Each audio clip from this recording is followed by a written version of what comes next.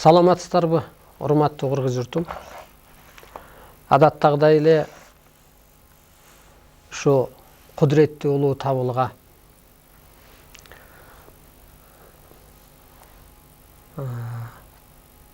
жаңыдоордун бир өзгөчөлүгү, сырлары, кабарлары,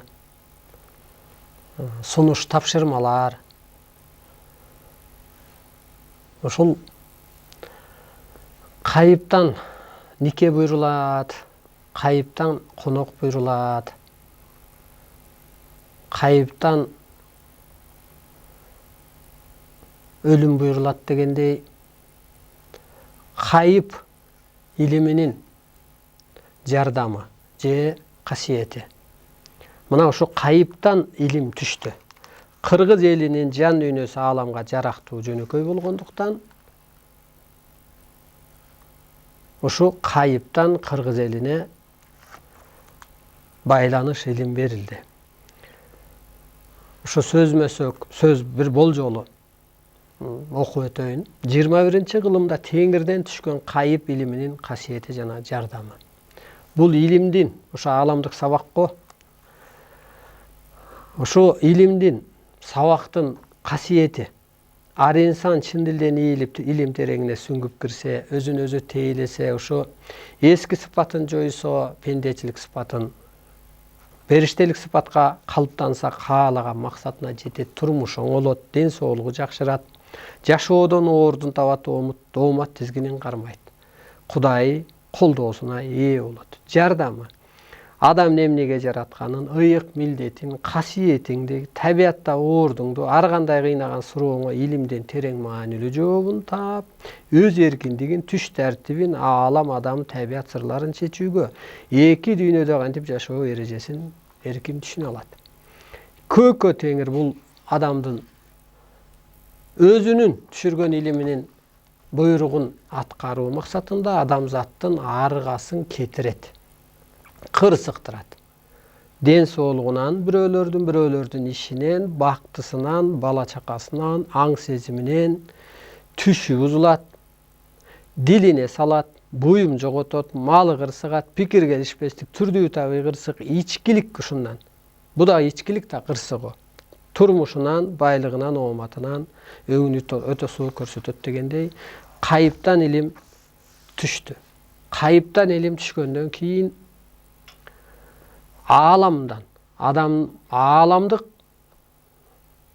күчкө, ааламдык ишке, демек адам алсыз экен да анын астында. Ошондуктан ааламдык илим түшкөндөн кийин, сунуш тапшырма кабары түшкөндөн кийин адамдын чыгарган мыйзамы ажал азапка алып келип атат. Мына аты жөнү аныкталбаган оорулар эмнеден пайда болуп атат? Адам өс албаганда ошондон пайда болуп атат. Ал медицинадан пайдасы болбой атат да демек. Же болбосо ошо бала чаканын, үй бүлөнүн, турмуштун бузулушу. Адам өс албаганда кырсыктырып атат. Демек кара күч менен же жабышып жашоо, же кара күч менен бир кырсыкты адам токтото албайт экен да. Багыны ошол жаңы доордун талабына кошулуш керек. Ошо ааламдык сабак убагында эң башкысы оору суркоолор 100% айыгат деп берилет. Ошондуктан денеңиздерди өтө бошотуп, жөлөнүп отуруп, эмнеге бошотуп отур дегенде, сиз канчалык кысылсаңыз, мына бир жаңы үйгө, эгер түшүңдө бир жаңы үйгө кирген болсоң, бул жан дүйнөң жаңырып атат деген сөз. Сенин телонун түнөгү үй болсо, а жандын түнөгү көкүрөк. Бир күн могу үйдө уруш болсо, 40 күн периште качат. Демек, кайра жан дүйнөңдө өзүнчө уруш болсо, кыжаалатчылык, кысылуу, өзүң менен өзүң, анда ошол көкүрөгүңдөгү периштелер качат. Ошондуктан өзүңүздөрдү бош кармаганда, ошо көкүрөгүңүздөргө периште байырлайт. Могу үйдүн ээси бар дейт. Үйдө тынчтык болсо ал болот да. Караңыз, анысы кандай көкүрөгүңүздө тынчтык болсо да ошол жерде периштеси болот. Демек бошотуңуздар, өзүңүздөрдү өтө бош кармап. коомдук жайда болобу, чай ичип атканда болобу, жоро жолдоштун арасында болобу, тойдобу, өлүм житимге баргандабы, жолдо жүргөндө, кыскасы өзүңдү бош пир тут. Боштондук дегенди пир тут. Үй тынчтык болсо, мейман келет. Үй тынчтык болсо, үйдө тынчтык жашоо болот. Анысыгындай көкүрөктүн тынчтыгы азыр кетип атат. Ошо көкүрөккө периштелерди жайгаштырыш керек. Көкүрөктө тынчтык пайда болсо, бейиш пайда болот. Көкүрөктө тынчтык пайда болсо, адамдын аң сезими өз ордуна келет. Улуу түшүнүк өтөт. Ошон үчүн өзүңүздү бошотуңуз. Кыспаңыз ошо көкүрөгүңүздү. Турпатыңызды, кол башыңызды, нервиңизди, мээңизди бош кармап. Буту башыңызды сунуп, деп бир оор жүктөн кутулгандай денеңизди бошотуп, анан отуруңуздар. Ана бул ааламдык сабак убагында эң кызык жери ушул болуп атпайбы? Аалам күчтөрүнүн жерге түшүп кеткендигинде болуп атат. Ааламда эчтеке жок азыр. Анткени эки дүйнө биригип атат. Ааламдан суранган адамдар, мына бийликтегилер, айыл өкмөтү болобу, катчысы болобу, депутаты болобу, же да бир министр болобу, Кудайга эмне жалынбайбы? Ар биринин столунда Куран китеп бар керек болсо. А бирок окшобой атпайбы, иши жүрбөй атат, бат эле түшүп калып атат, доого калып атат. Ошондо эмне делип атат дегенде, могу чексиз аалам, мына Кудай отурган жерлер жерге түшүп алып атпайбы азыр? Ошондо ар бир адам кут ойду көкүрөгүнөн издеш керек болуп атат. Кут айды көкүрөгүнөн. Кут ой болсо, анан кут ай болгон атат. Кудай болгон атат, Кудай колдогон атат. Көкүрөгүбүзгө бир кут кондурушубуз керек болуп атат. Бошотуп отуруңуздар өзүңөрдү. Мына кызык жери. Анан эми бул жерде эмне болот дегенде, адамдын турпатына ушу энергия туруп, анан ушу улуу кыргыз илим алган адам катары, аалам менен ааламдан келген өкүл катары, нурдан бүткөн адам катары, улуу касиеттүү адам катары, анан ушу мындайча айтканда Кудайдын ордун аткарыш керек болуп атат. Периштелердин ордун аткарыш керек болуп атат азыр улуу кыргыз.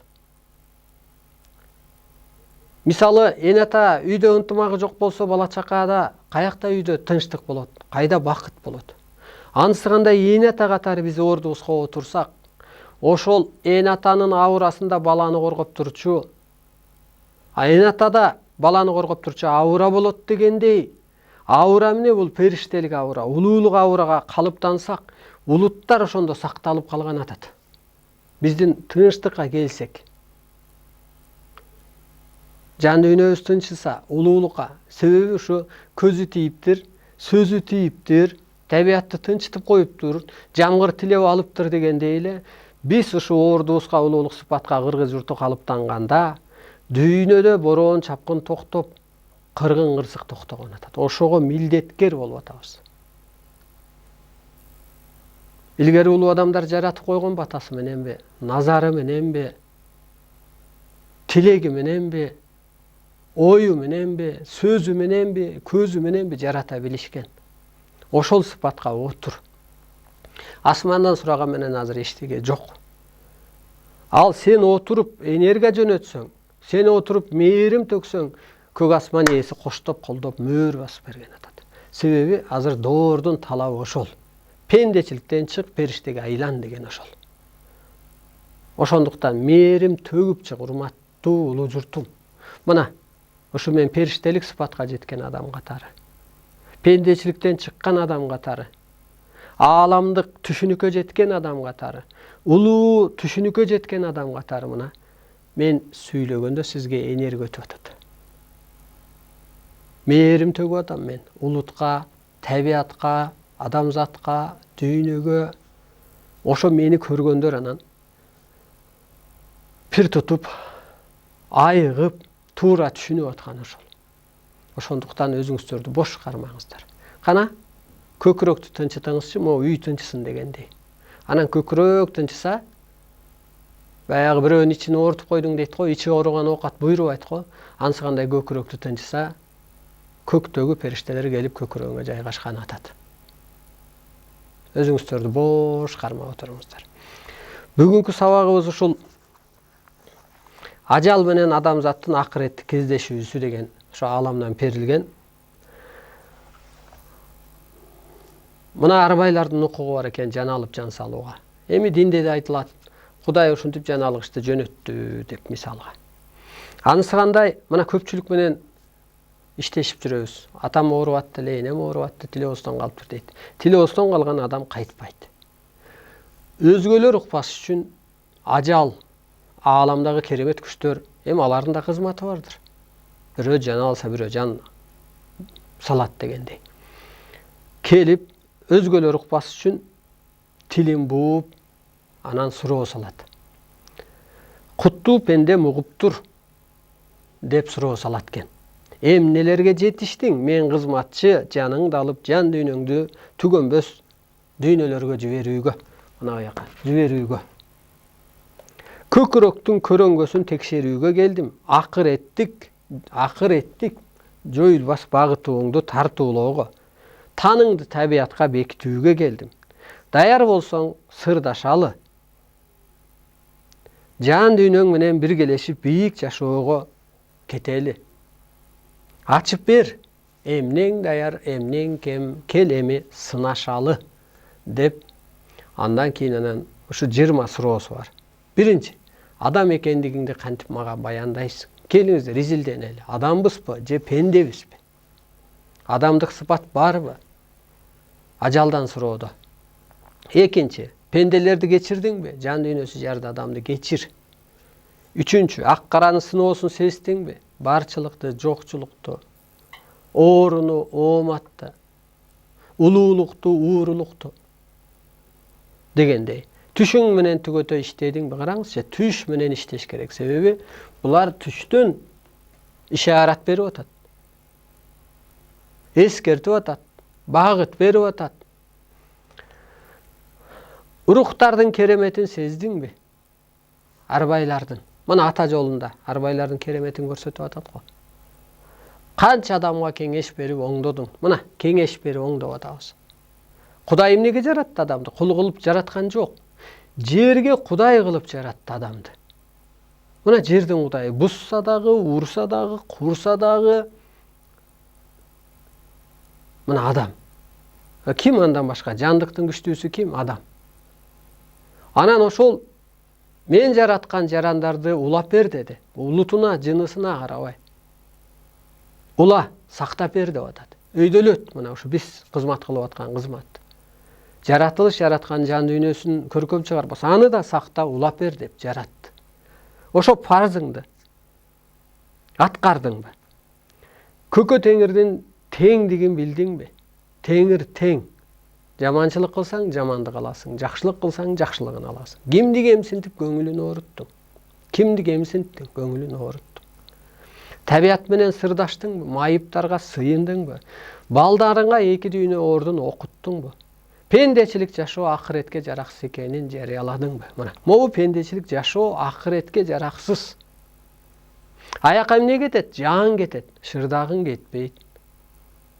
Тапкан пулуң кетпейт, кийимиң кетпейт. Алтының кетпейт, тишиң кетпейт.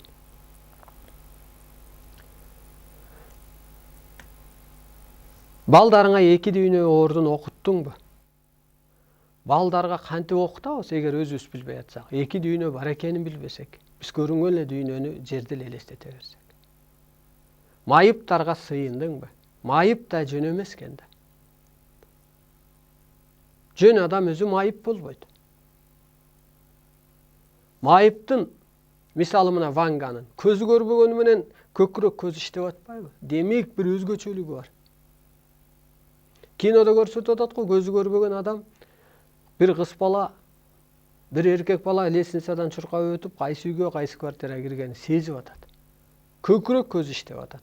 Шынуру бош байланып жүргөн оң жагы деп айтып атат керек болсо. Караңызчы, майыптарда бир чоң керемет бар.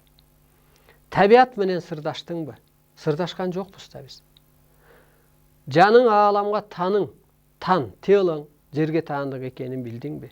Ар бир адам аалам менен байланышарын байкадыңбы? Түш көрөт, көкүрөк көзүнө түшөт. Өлүмгө өз алдынча даярдандыңбы? Могу турмуш, могу пендечилик жашоо. О дүйнөгө даярдоочу улуу иш экенин билдиңби?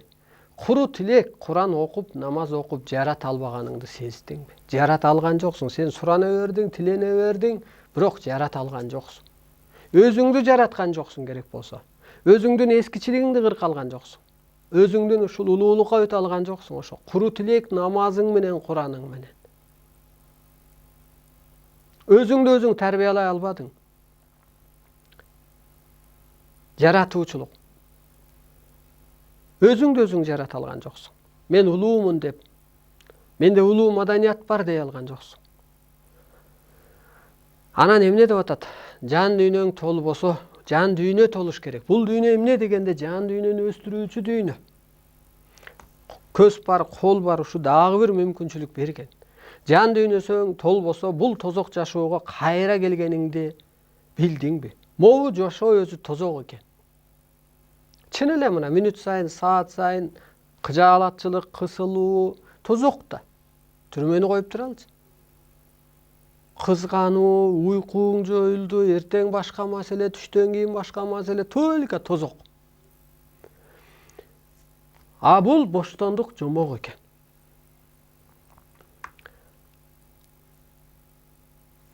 Жан дүйнөң кор болду дейт. Мо 20 суроого жооп берген жок да, жаналгыч айтып атат. Көкүрөгүң менин купулума толбоду. Аргасы салам жаныңды. Сен макулук адам, кайра жаралууга таштадың кадам. Кара, мындан көтөрбөй эле кайра таштайт экен дагы. Кайра тозок жашоого. Эмки жолукканда жан дүйнөң керемет улуу кеңешке толсун. Жан дүйнө толуш керек. Түгөнбөс жашоого эми чындап даярдан. Экинчи дабир келгенде. Жашоодо ээрчишип кетели, бийик рухка жетели. Кош бол, өзүңдү кордобо. Өзөгүңдү кооздо. Өзүңдү кордоп атабыз. Өзөгүңдү кооздо. Жер тозок, ааламдык жашоо бүтпөс керемет сырга толгон жомок деп анан кетип атат. Муну эмнеге бүгүн тема кылып баштап атабыз дегенде, мына чындап эле тозокпу? Эми ушу пендечилик жашоодон кантип кутулабыз? Кантип ушу тозоктон кутулабыз? Мына көчөгө чыксаң алдап атса, үмүт жок, үсүлдү. Бийликтенби, динденби, келечегиңен үмүт үзүлдү. Эмне кылыш керек азыр? Кантип ушу мындай жомок жашоого өтөбүз? Азыр жомок жашоонун энергиясы түштү мына. Ошондуктан пендечиликтен чыгып азыр периштеликке айланыш керек. Же тозок жашоодон жомок жашоого өт деп атат. Бейиш жашоо, бейиш оту деп сабак өтүп бергенбиз. Бейиш жашоо эми башталат ушул жерде. Ушул жер жашоодо. Билсең заман жомок, жомок бул бейиш. Билбесең тозок. Биз тозокто жашап келгенбиз мурун. Ушул эле жер жашоодо. Мо акыркы илим берилгенден кийин, ааламдык илим берилгенден кийин бейиш жашоо ушул жерде башталат. Кантип дегенде, ушу жана денеңерди бош кой деп атканым ушул. Энергия жерге түшүптүр мына. Мурун түшкөн эмес, бул 30 жыл мурун түшкөн эмес. 2000 жылдан баштап түштү. 2007 жыл ушу Инопланетан деген китеп жазылды. Анан алар жерге инопланетан катары түштү. Энергия, ал энергия. Кудай энергия катары жерге түштү. Арба энергия катары. Сен эми ошо энергия, бул кайра жан да. Жаның менен таныңды бириктирсең, анан көкүрөгүңдө бейиш пайда болот экен. Келиңиздер бейишке чыгалы. Көкүрөгүңдө бейиш, бейпилдик болгондо керемет күчтөр учуп келеткен дагы жайгашат экен, жашайт экен. Анан мына көкүрөгүң тынч болсо, барбы, жокпу, кыжаалат деле болбойсуң, майдаланбайсың. Эгер мейли миллиардың болсун, көкүрөктө тынчтык болбосо, жашоо өзү кор болуп атпайбы кайра? Кыжаалатчылык мына. Энергияңды ошол жеп койду. Азыр энергияны сакташ, энергия топтош, энергияны коротпош керек болуп атат. Ошол мына бейиш жашоо. Ошондо мына көкүрөгүңө аалам күчтөрү жайгаштыбы, периштелер жайгаштыбы, энергия жайгаштыбы, андан кийин мына сүйлөсөң не болуп атат? Адам айыгып атат. Улуулукка калыптанып атат. дүйнөгө энергия жөнөткөндө ичиңдеги жан эмне? Аба, нур, арбай, периште. Алар сенин каалооңду аткарып дүйнөнү талкалап атат. Эмнеге? Мына могу багындырып, башчылык кылып сени отургузду кыргыз билсең, дүйнөнү сага айлантып келип атат. Мына бир жагынан мээрим өткөндө айыгып атат, бирөөлөр өсүп атат. А пенделер кулап атат азыр. Күнүгө кырсык, күнүгө кыйынчылык, күнүгө ооруга кетип баратат. Ошентип келип туруп анан башы ташты сүзгөндө анан бизди табабы, мени табабы, же сиз өссөңүз сизди табабы, анан жанын алып бейпилге, бейишке же жомок жашоого өткөн атат. Кана пендечиликтен. Эгер азыр периштеликке өтпөсөң, анда энергия ичке кирет, шишик, бессик, рак, аты жаман аныкталбаган ооруларга анан сени не кылат? Өлүмгө буйруйт. А өлүм бүгүн эле алып кетпейт экен да. Ажалдан канча суроо бар экен. Могу пендечилик жашоо, тозок жашоодон кел, бейиш жашоого өтөлү. Көрүнө тозок, көрүнө бейиш. Көкүрөктө кыш болбойт деген ошол. Мурун кыш болгон. Азыр бейиш, жыргал. Бирок этап бар. Кыйын. Пендечиликтен чыкчы гана, чыкчы. Татаал. Ал үчүн ааламдык илимди сиңир, чайна, же. Тамакты деле сиңирип жеш керек го. Туурап берет. Айран катык деп берет сорпого. Мисалга. Мына, анысы кандай? Бул табыгы илимде татаал. Андан сен энергия алып атпайсыңбы тамактан? Анысы кандай? Мындан да энергия аласың. Бирок татаал. Бул энергияга толгондо тамак асаят. Тамак желбей калат. Тамак эмоциядан пайда болгон. Бул эмоция болгондо тамак талап калат. Анан адам семирет, нервиштетет. Караңыз мына, азыр тозок жашоодон кел кутулалы. Аны менен пендечиликте кутула албайт экенбиз, урматтуу улуу журтум. Периште сыпатка, улуулук сыпатка калыптанганда анан ал кала берет экен. Бактылуулук эмне дегенде аалам сырын ачуу болуп атпайбы? Күнүгө ачсаң, күнүгө ача берсең, мурунку пендечилик түшүнүгүң кала берет. Ула де жолдон алыстап кеткендей. Карыштап кете берсең, үйүң алыс калбадыбы? Тооң алыс калбадыбы? Ат менен баратканда чыккан жайлоо алыс калат го. Учун тоо учтары көрүнүп, анан көрүнбөй да калат. Анысы кандай? Сиз өйдөлөп кете берсеңиз, ошо пендечилигиңиз жана өлүмүңүз, кырсыгыңыз артта кала берет. Периштелик сыпатка калымда берсең, нурдана берсең, жашара бересиң, нурдана бересиң. Мына. Караңыз. Кээ бир адам өлүмдү элестете албайт. Өлүмдү жакшы элестеткиле. Карылыкты жакшы элестеткиле. Ошондуктан карыбаска аракет кылгыла жаңы доордо. Өлбөскө аракет кылгыла. Доордун талабы өлбөс болуу болуп атат. Өлүм эмне? Өлүмдү эмне жаратыптыр? Карылыкты эмне жаратыптыр? Пендечилик көз караш, пендечилик ой. Пендечилик эле иштегенбиз жеке баш үчүн. Азыр сенин башың кел ааламга иштесин. Ойлонуп табуучу, элге жеткирүүчүлүккө иштесин. Колуң, бутуң, каражатың ошого иштесин. Ошондо сенин анатомияң Кудайга керек. Сенин телоң Кудайга керек, аны сени андан кийин алар коштоп, колдоп турат, коргоп турат. Ошентип кыргыз ордун отурса ошо периштелик сыпатка.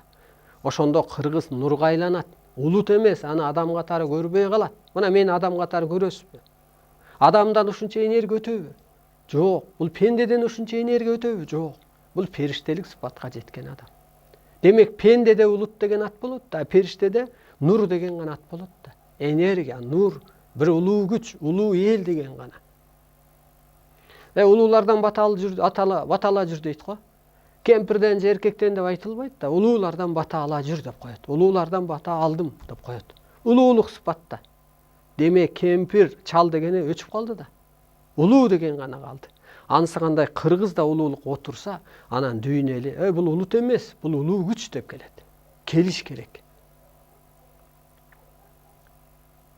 Ошолордун назарынан калба. Улуу адамдын назары жакшы эмес го. Ата-эненин назарынан кала калса баланын бактысы жоюлат турбайбы? Себеби Кудайдан кийин эле ата-энеде аура бар турбайбы баланы коргоп турчу. Ансыгандай эле биз ата-энебизбиз. Азыркы күндө адамзат үчүн ата-энебизбиз. Биздин аурабыз менен сакталып калышыбыз керек. Дүйнө эли, табият. Ошон үчүн улуу кыргыз десе эле бул мындай көпчүлүк түшүнөт, биринчи жаралган эл. Ал бир кыры. Экинчи кыры улуулук сыпат. Мына атаң да эгер улуу сыпат болбосо, анын улуулугунда, жашында не пайда? Тетирсинче уят кылды. Тетирсинче калыстыгы жок бүгүнкү ата-энелердин. Анысы кандай эле сен улуулук сыпатта, жашта эмес, бул жерде чоң касиетте болуп атат. Эми бакыт байлыгына, бийлигине карап эч ким бааланбайт. Тетирсинче улуулугуна, касиетине карап гана бааланып калат. Үмөттү баалап атпайбызбы? Карачы, кенедей болуп алып, ушинтип манас айтып атат деп.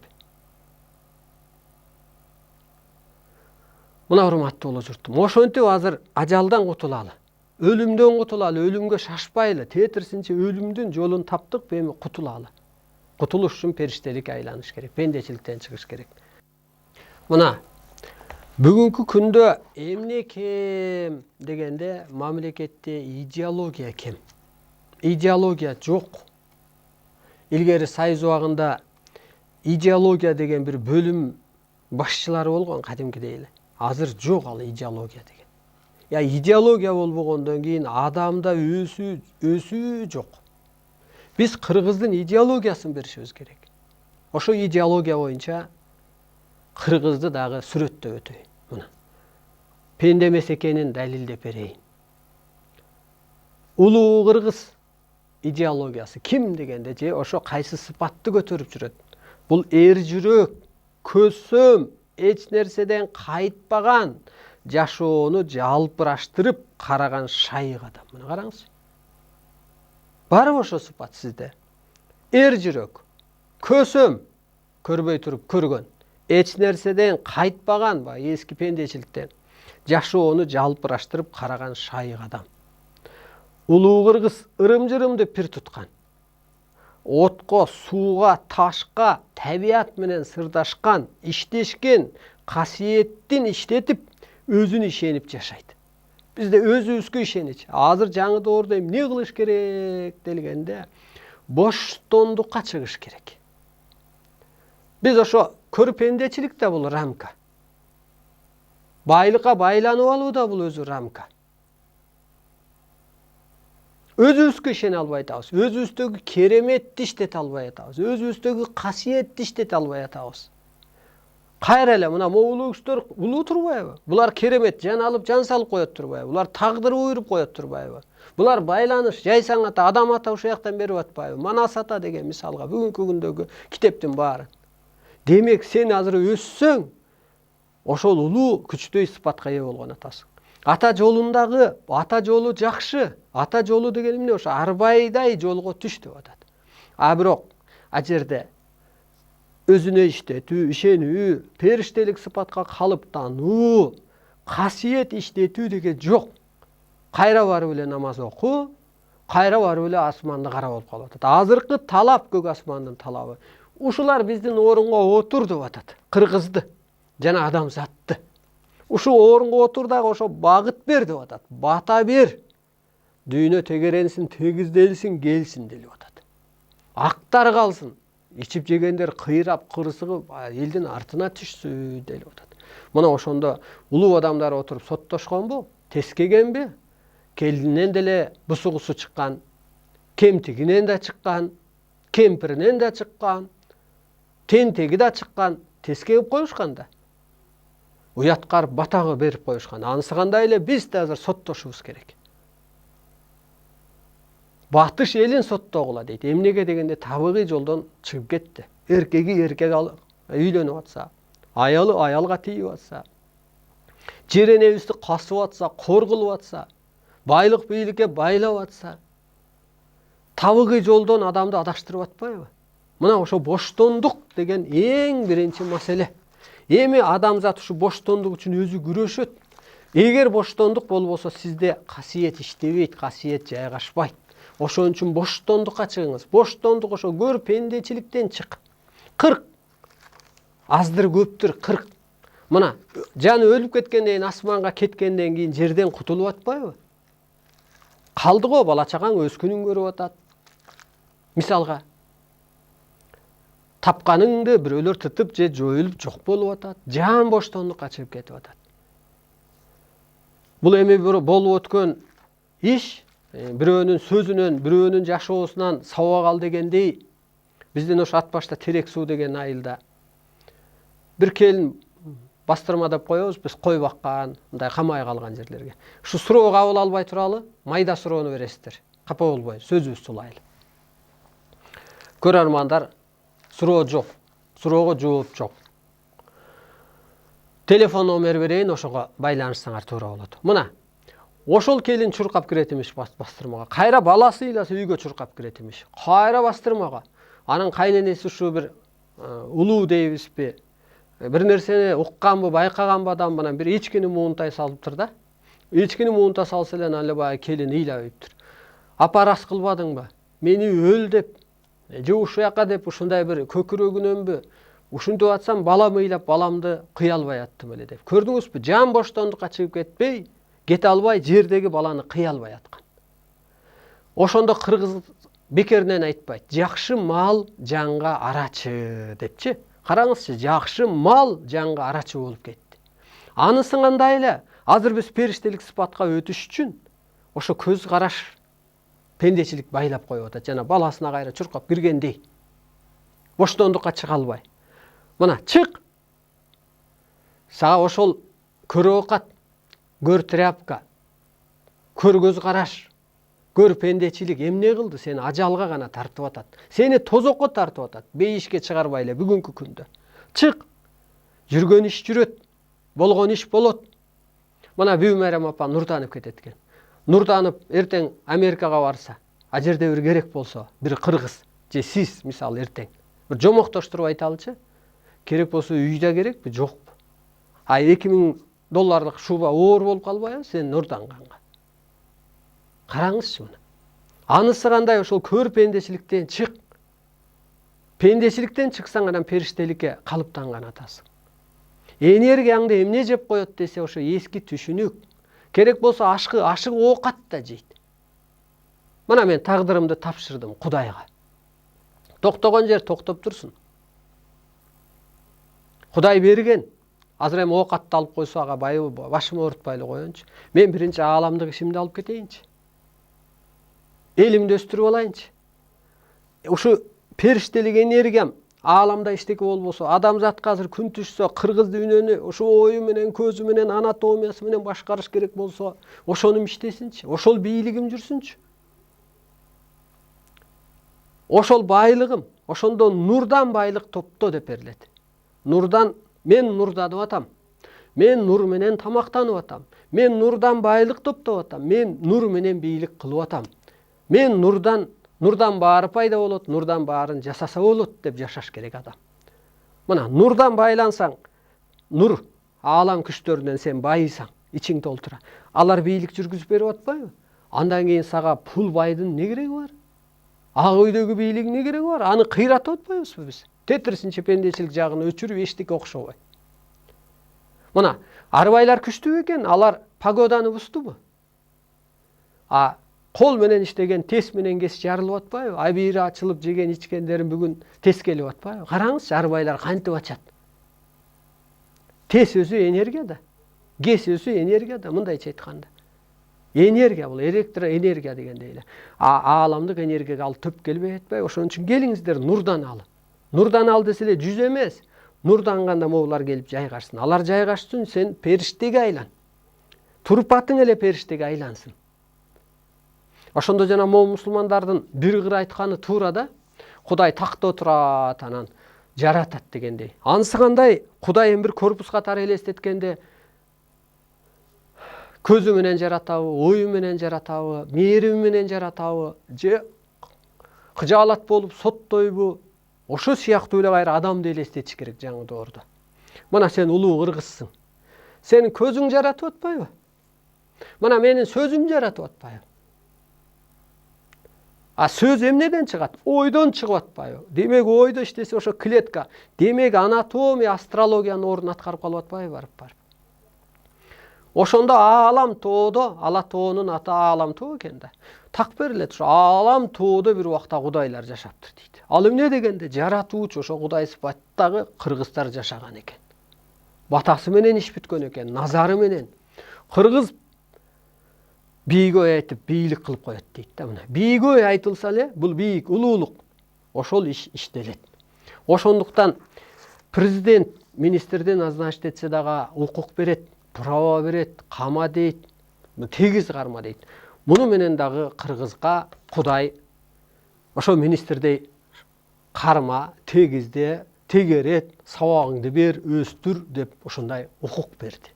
Ошол укукка отуруп алалы. Ан үчүн пендечиликтен чыгыш керек. Эгер пендеде болсоң сенин жаратуучулугуң иштебейт. Бул жерде так берилет. Кудайдын буйругун аткармайын, бир дагы тилегиң орундалбайт эскиче деп. А Кудайдын буйругу периштеге айлануу. Улуулук сыпатка калыптануу. Улуулук сыпатка калыптануу бул Кудайдын буйругу ушул азыркы күндө. Каалоосу. Эне ата деле айтат го. Мендей болчу дейт го, каалоосу ошол го.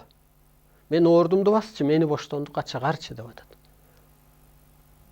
Ошентет го. Ошон үчүн улуулду урмат көрөйүн деп, кыздан бир кызмат көрөйүн деп, эңсеп, жаратып, чоңойтуп дегендей өстүрүп, анан күтөт го. Анысы кандай эволюция доорунда биз ошентип багып чоңойтуп келген Кудай. Азыркы доордо тетерсинче ордума отур деп атат. Жаратуучулукту иштет, мээрим тök, сотто чечимдерди чыгаргыла деп атат.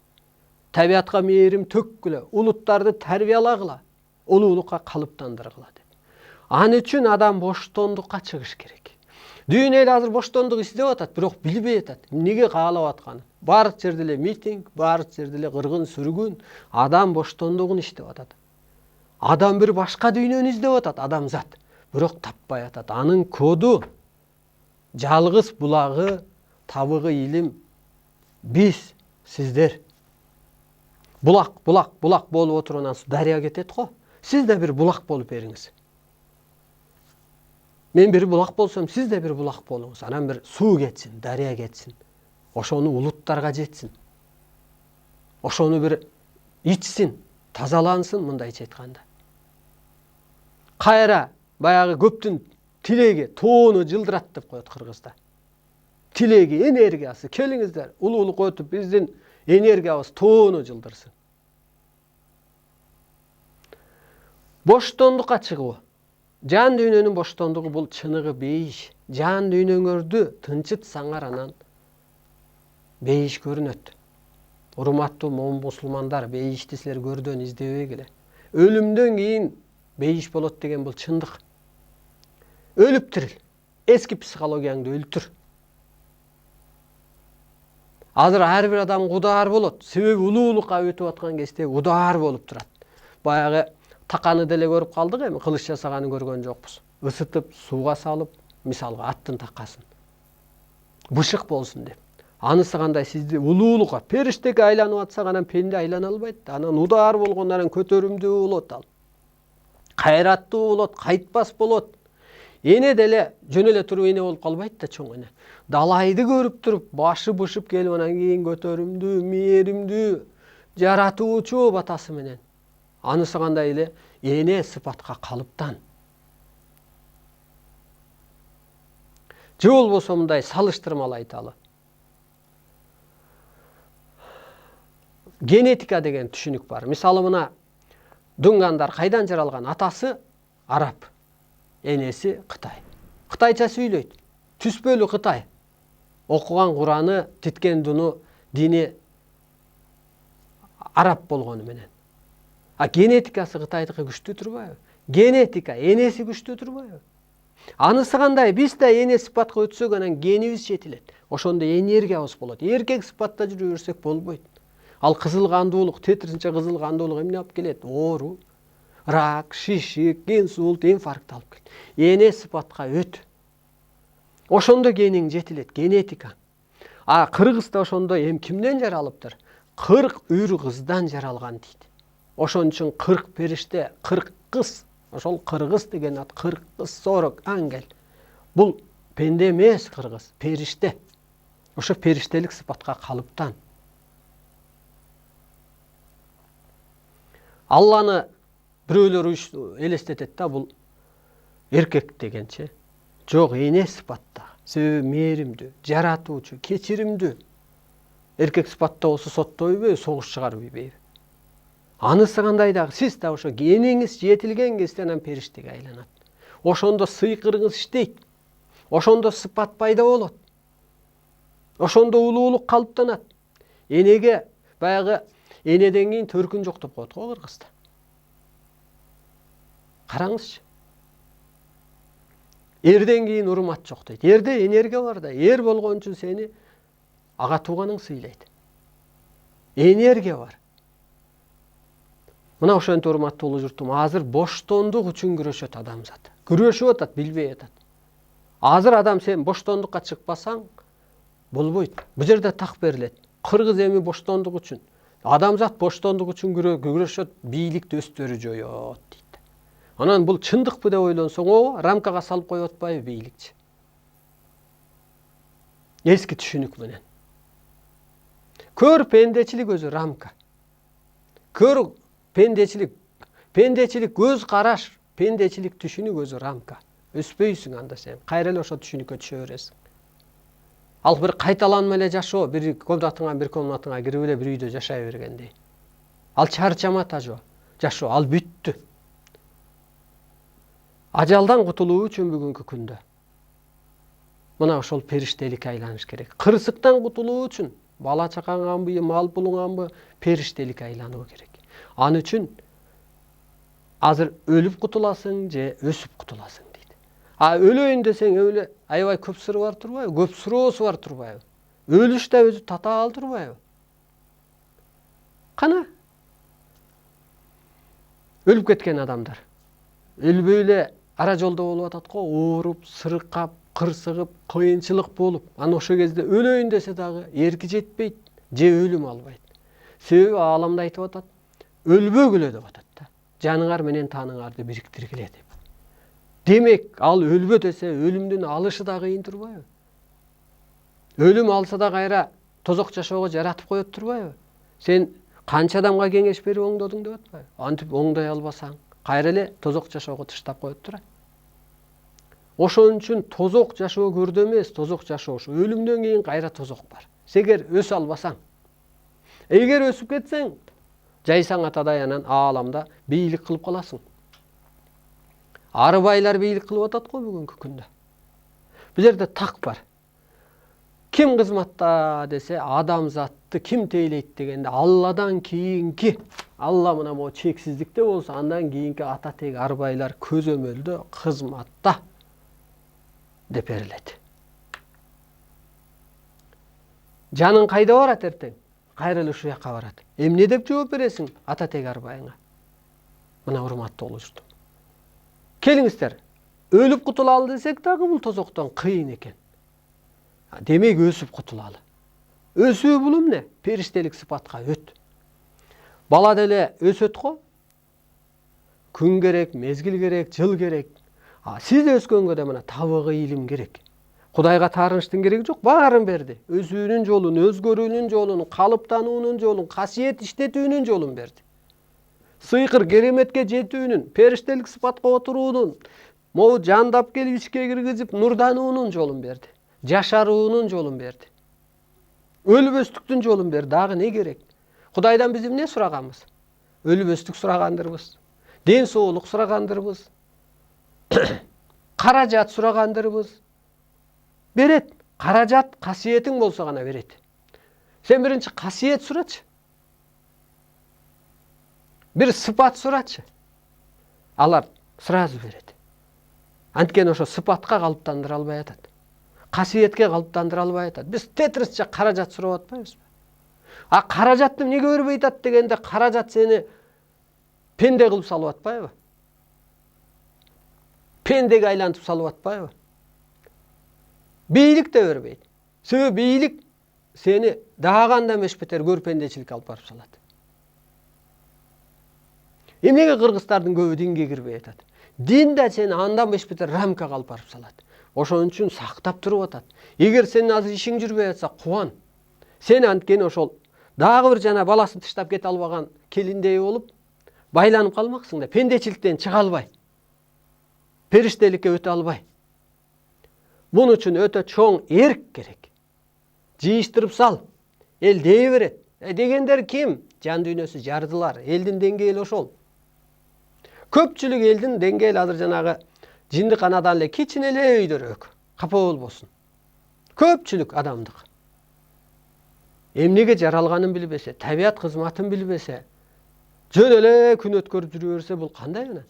Кара баш үчүн күрөш. Карылыкка барып кайра. Өлүмгө барып. Өлүмгө өзү барып атпайбы адам азыр? Карылыкка өзү барып атпайбы? Көр пендечилик ошо жака алып барат. Кел периштелик сыпатка. Жашай бер ушу жашоодо. Ишиңе барып кой, көңүлүңдү оорутпа бирокчу. Көңүлүң оорутуп, кыжаалат болуп, көрмөксөн болуп кой. Бирөө асабиняк көрсө, ичиң күйүп баратса көрмөксөн болуп өтүп кет. Бирөө сүйлөсө укмаксан болуп кой. Улуу адам да. Ушунча сөзүбүздү Кудай кое берсе, кыжаалат болуп башы кайнап калбайт беле? Караңыз мына.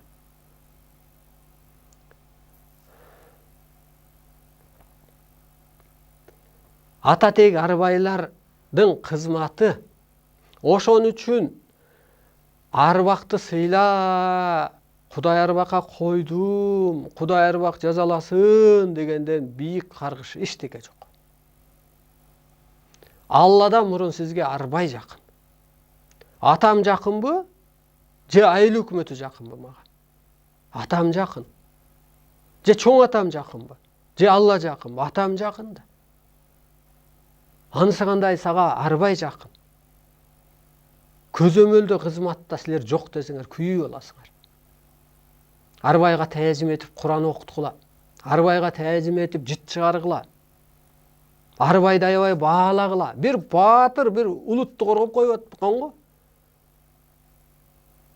Арбайчы, ал бир чоң бир керемет.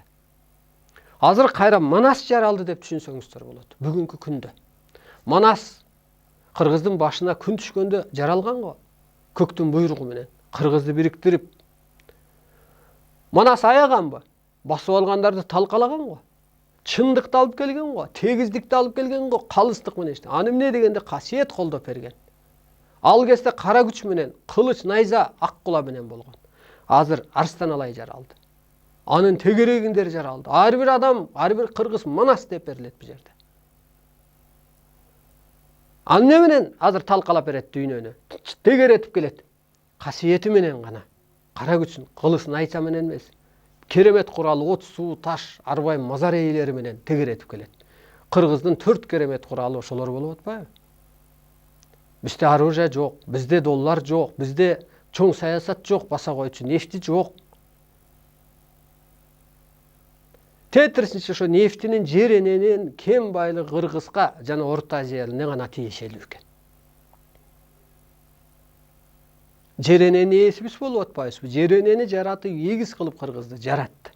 Ошон үчүн биз табиятты коргоп калыш үчүн азыр адамды талкалайбыз. Эмне менен? Табият аркылуу. Биз канчалык ошол бийик деңгээлге түшкөндө ошончолук сыйкыр кереметибиз иштейт. Ошон үчүн кыргыз бийлик кылат. Бул чындык. Ошол орунга отур. Болбосо эртең күйүп кете бересиң. Өлүп кете бересиң. Өлгөндө дагы тозок от менен. Ушул жерде жатып алып жана тозок оту дегендей, осондоп, ыйлап, жаның же чыгып кетпей, паледар дарыны ичип, химияланы огош битер ууланып атып анан кайтыш болосуң. Кел ошо утурумдук жашоо, утурумдук көз караш, утурумдук идея, ошол денени уулантып келген турбайбы? Андан ары астанаң арам ишти жайгаштыра салып, андан ары ажал отуна түртө салат. Кенде утурумдук. Кел улуулук өтөлү. Улуулук бул улуу рахат денени нурдан тат. Карачы, нурдан тат. Нурлар отурат, сырлар отурат. Нурдан тат деген эле жол бир сөз эмес, нурлар келип отурат. Нурлар периштелер, энергия, Кудайдын энергиясы керебет. Кайра сен нурданганда анан нур менен бийлик жүргүз кайра. Кайра ошо арбай периштелер аркылуу. Мына мен сүйлөгөндө энергия барып атабы? Мен бул жерде турам, алар иштеп берип атпайбы? Муну иштете алат кыргыз. Анткени каныбызда, сөөгүбүздөгү бар нерсе. Келиңиздер, бүгүнкү суроо пендечиликтен чыгуунун жолдору же өлүмдөн кутулуунун жолдору. Өлүм жөн эле ала койбойт турбайбы? Өсүп кутулалы же өлүп кутулалы? Өлүп кутулганда момунча суроо бар экен. Жан бияка кызматка келиптир да, асманга барса да кызматка барыш керек экен да. Бу жерден өспөсөң сенин кызматың жок да биякта. Кел көз келген, кол жеткен нерсени кылып туралы бүгүн. Эртеңкисинде көрө жатабыз. Мына энергиябыз жетип атабы, сабак өтүп жатабыз. Энергиябыз жетип атабы, күнү түнү биз талкуу менен дүйнөнү тегеретип, тегиздеп, толкун жүргүзүп атабыз. Чечтебөдө аталар маселе чечиптир дегенде ошол бир чечилгенби, дүйнөгө таркаганбы? Же ошол маселе ансыганда ошо чечтебөдө отурганда бир маселе чечебиз. Ол чечилгенде ошол энергиясы иштейт. Келиңиздер, кызматташалы. Ак үйдү карабаңыздар сиздер. Элди өстүрүп кетиш керек, карапайым элди көтөрүп кетиш керек. Карапайым эл көтөрүлсө, саясат ошону ээрчип жөнөйт. Ал деле Кыргыздын балдары. Ак үйдөн бийлик издебе, сен өзүңдөгү бийликти жүргүз. Мына, менин бийлигим жүрүп атат. Мен азыр кубанып атам, алтын доор курулуп атат. Башчысы катары, жоопкер адам катары. Убакыт ааламдык илимге же Кыргыздын пайдасына иштеп атат. Убакыт өткөн сайын мен нурданып атам, көрүп атам, жашарып атам. Убакыт өткөн сайын аалам мыйзамы жеңип атат, адамдык мыйзам жеңилип атат. Убакыт өткөн сайын периштеге өткөндөр көбөйүп атат, пенделер өчүп атат. Мына, убакыт азыр Кыргыздын пайдасына же ааламдын пайдасына же ааламдык сабактын пайдасына иштеп баштады. Ошондо убакыт жойулуп кетти. Мурун биз убакыт ээрчип алганбыз. Азыр убакыт бизди ээрчип атат. Бизге карап күн көрүп атат. Мына дүйнөдө бир окумушту токтотуп көрсүнчү. Кырсыгын же кыйынчылыгын же ортундарды. Биз бейиштин жүзүн ачуучу, улуттарды бириктирүүчү, динди бириктирүүчү, бейиштин жүзүн ачуучу кеңештин ээси Арыстан Алай дейт. Караңызчы, асман жердин түбөлүктүү түркүгө Арыстан Алай деп берилет. Бул эмне деген орду кыры. Кайра эле мен сизсиз да, кайра сиз кыргызсыз да, кайра эле сиз дагы келиңиз. Бейиштин жүзүн ачып береличи. Улуттарды бириктиреличи, диндерди бириктирели. Бул биздин колдон келет. 6 катар ааламды, 7 катар жерди, адамзаттын бүтпөс чыныгы сапарын сактоочу асказы Арыстан Алай деп берилет. Кайра эле сиз мага көчүрмөсүз да. Бул кызмат, бул бийлик бир кыры. Бул бир кыры жоопкерчилик. Мына урматтуу боло журтум. Сөздүн болушу ушул. Муну бурмалаганга да болбойт, жашырганга да болбойт. Себеби дүйнө эмне деген кырсык болуп атканын түшүнбөй атат да. Табият эмнеге мындай сырын көрсөтүп атканын, инопланетяндар эмнеге көрүнүп атканын, эмнеге адамдык мыйзам өспөй атканын, эмнеге эски диндер, эски билим, саясат жүрбөй атканын билбей атат. Анткени биякта улуу кыргыздар отуруп алып, аалам күчтөрү аркылуу өз саясатын жүргүзүп атат. Жок, булардын кызматын кыргыздар аткарып берип атат. Тирүү адам катары, касиеттүү адам катары. Дүйнө түшүнбөй атат. Түшүнүп да кереги жок. Биз куруп кете беребиз, акыры тааныйт, акыры табат. Кырсык гана изденет да.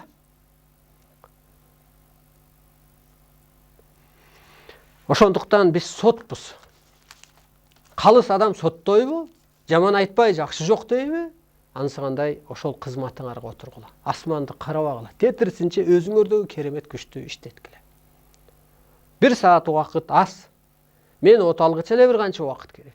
Кызык, бул эми ааламдык байланышта өзү реттелип бериш керек. Сиздердин аураңыздарга, бүгүнкү түшүнүккө карап берилиш керек. Бирок ошончо дагы 1,5 жылда Кудай буйруса кыргыз журту даяр болот деген түшүнүктөмүн. Ааламдык түшүнүккө өтөт деп ойлойм. Эски пендечилигинен калат. Периштелик сыпатка өтөт. Пендечилик көз карашынан, түшүнүгүнөн, эски бир рамкасыналарынан чыгат деген мен ойдомун. Ал сиздерге эгер чыга албасаңыздар минусканы алып келет. Түш жорларды ала албай койдук, суроо жоопторду ала албай койдук. Менин байланыш телефонум 706 WhatsApp 706 988 188. Кээде ооз бошобой калат, кээде ой бошобой калат. WhatsApp дегенде сакталып калат экен, ошондон жооп бергенге оң. көкүрөгүңүздөгү муздар кетсин, көкүрөгүңүздөрдөгү кыштар кетсин, көкүрөгүңүздөрдөгү кырс мүнөздөр, көкүрөгүңүздөрдөгү пендечиликтер кетип, сиздер периштеге айланып алыңыздар. Сиздер улуулук сыпатка калыптанып алыңыздар. Улуу журт аталып калыңыздар. Улуу адамды ким болсо да сыйлайт, кый өтпөйт. Ошол сыпатыңыздарга калып калыңыздар.